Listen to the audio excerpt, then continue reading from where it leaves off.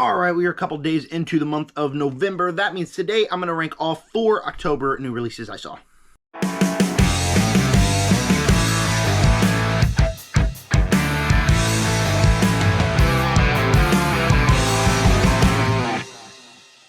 Alright, so a couple things before we get started. Number 1, this is not going to be all of the October movies I will see. November will be my month of catch-up, to where I will be watching all the movies that I wanted to see so far this year. I'll also carry that on into December to kind of give myself some more movies on my 2024 list. So I missed movies like Salem's Lot.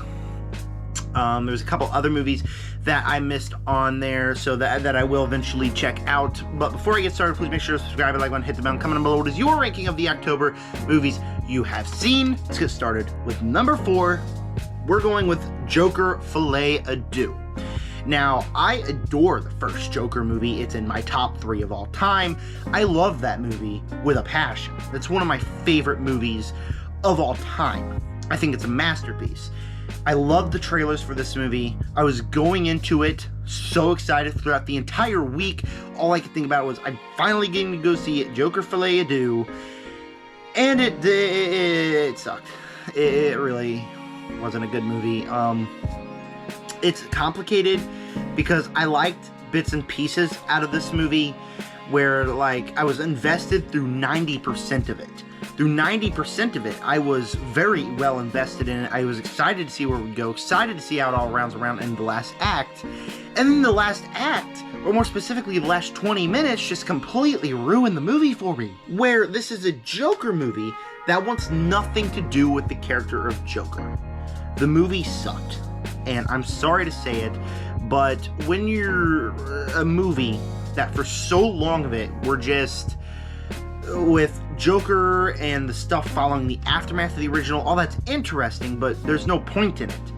The movie has so many musical scenes because the movie doesn't have enough substance to last a full runtime. So what do we pad that out with? We pad it out with musical scenes that genuinely don't add anything to the plot. In fact, I was talking to one of my friends, and he also didn't like the movie, and he was also talking about, like, how the musical numbers, there's like 1 or 2 that has actual substance inside this movie. The rest of them don't. They're just here to pad out the runtime, and it really doesn't work with me. The cast here is great as always, but like, I was invested in the movie, excited to see where it happens, but then we get to the end of the movie and nothing happens. Like, nothing goes anywhere with Harley. There's plot lines that just completely forgotten about. Joker dies. Joker's killed. And it's just, it's so dumb to do that because we don't have a Batman in this universe. It's like if Todd Phillips wanted to make a movie about a misunderstood person that is only loved by people, and people only know him because of the name, then make a movie that's not called Joker, because it's a movie that would be interesting. Yeah, it'd be flawed, but it'd be much better if it wasn't a sequel to Joker, which I think handles themes like that in a much better way than this movie does. It handles very interesting themes in a way that also feels like it could still be a part of this universe. When you're making a Batman movie like this, like a Joker movie, you can't just do, hey, screw it, let's do whatever we want to do. And so by the end of the movie, I couldn't help but hate it, and I left the theater trying to be like, I liked a lot of that. I don't know how I feel at the ending. And eventually I did leave the theater, and a couple days later I was thinking, okay, yeah, could have handled that better. Yeah, I don't think I'd ever waste my time watching that again, because it's just not a movie of substance. It is in last place. Let's go huge jump up here with an actual decent movie that I honestly really enjoyed. Number 3, Venom: The Last Dance. Now, this is a movie that I was not looking forward to. A complete opposite from Joker Folie à Deux. A movie that I wasn't looking forward to very pleasantly surprised me. Now, this is not a good movie by any means. Just like all the Venom movies, they're stupid, they're dumb, the plot makes no sense, it's ridiculous. But I had a great time with it. And this is the Venom movie that I feel like works so well because it harnesses in what I love about the movies. The only thing I enjoy about these movies are the Venom and Eddie chemistry. And the main thing in this movie is the Venom and Eddie chemistry. If you look at Venom 1, if you look at Venom 2, Venom 1, we're not with Venom for half the movie. In Venom 2, we're not with Venom for half the movie, or at least not with the Eddie and Venom duo in half that movie. And so it's just not as compelling as a movie like this is. Because, yeah, the majority of the movie is just a bunch of side quests. Like, we're riding in a car with the family, we're dancing with Mrs. Chin, but I had so much fun with it because I could enjoy myself. I can laugh at all this ridiculous stuff that Venom and Eddie is doing, the chemistry that them two. It was hilarious, and I really found myself enjoying myself. So some things in this movie that really work is that the rest of the movies make me feel like I'm exhausted. Like, genuinely, like I need a nap right after watching them.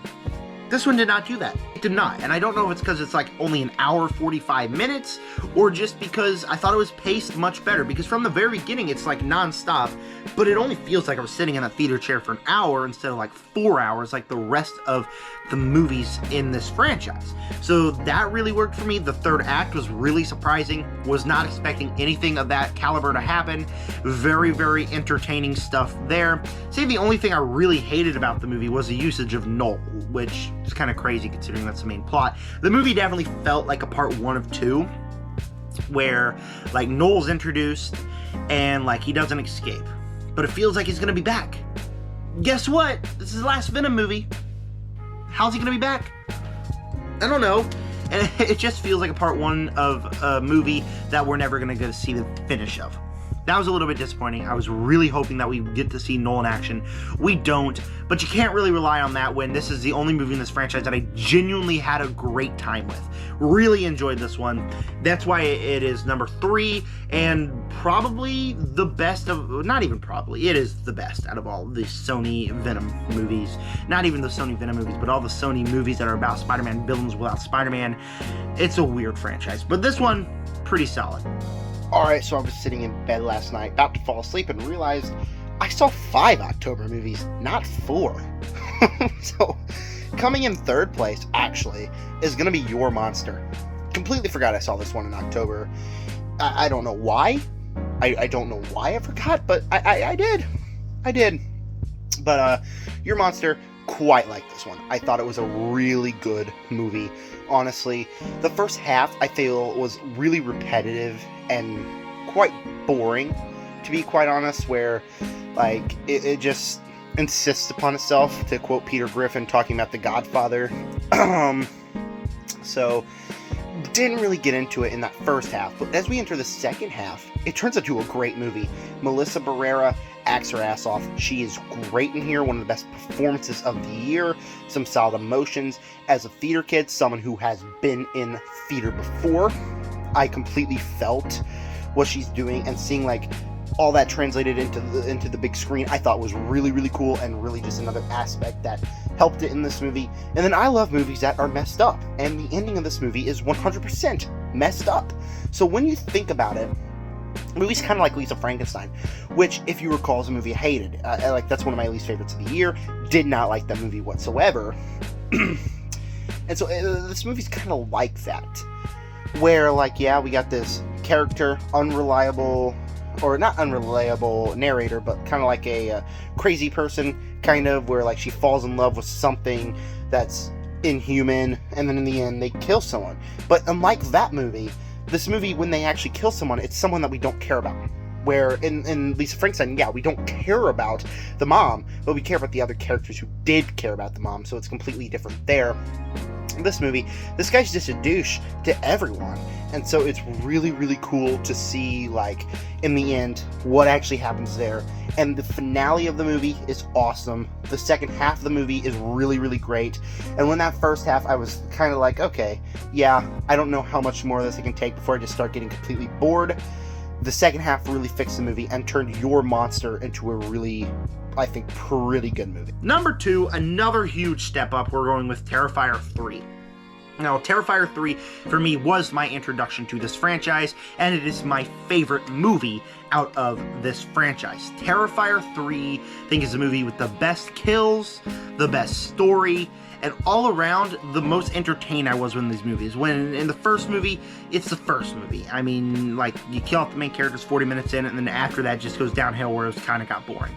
And in Terrifier 2, we have Art the Clown, and the end of the movie where he kills Sienna, and then she's alive, and Sienna kills him, and he's alive, and kind of goes on, feels like you're sitting there on and on. This is the one movie similar to Venom 2, or Venom 3 rather, where I was sitting in that theater seat, and when I got up, I didn't feel like I was there for as long as I felt I was watching Terrifier 1 or Terrifier 2.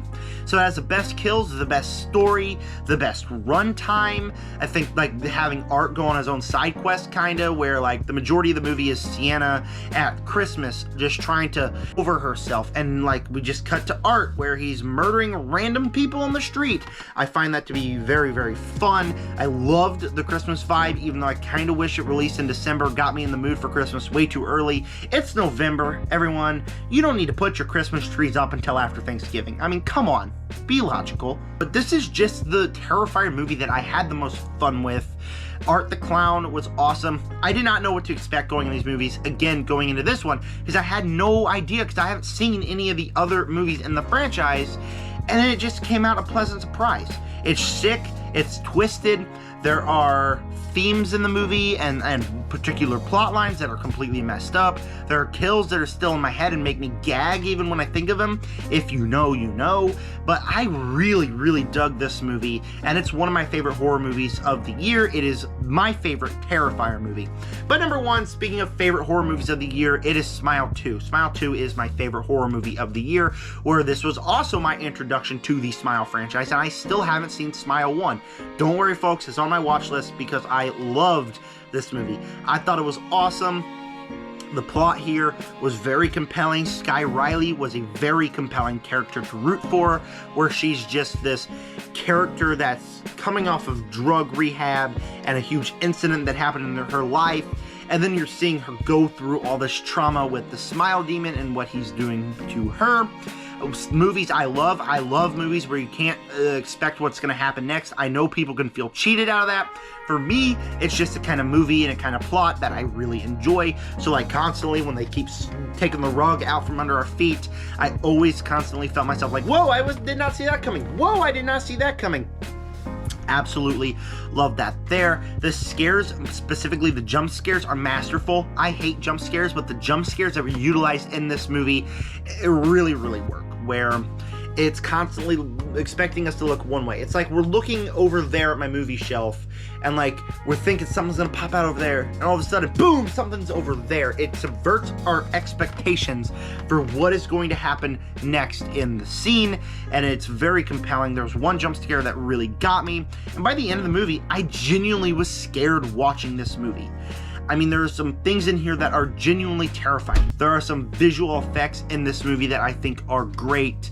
Some very scary things that happen near the third act that I'm not really going to spoil, that I think are great, and genuinely left me and my brother shooken. I was genuinely shooken after this movie, and I'm not really shaken after movies like this, and I thought it was genuinely scary and genuinely a great movie with a great direction by Parker Finn. I love this movie. That's why it is my favorite horror movie of the year so far, in a year that we've had fantastic horror movies. I mean, Terrifier 3, Smile 2, Abigail, Immaculate. I can go on and on and on about how great this year of horror was, but this is the best one out of all of them. So thank you for clicking on this video. Make sure to subscribe, like button, hit the bell, and comment below what is your ranking of the October movies you have seen. I'm going to go see Heretic tonight. Expect a review coming very, very soon, as long with a Agatha All Along review, an MCU TV show, either ranking or tier list. I'm putting up a poll later today, and a favorite horror movie from every year I was alive video coming up very, very soon. Thank you guys for clicking on this one. With that said, subscribe, join the Nerd Army. Peace out.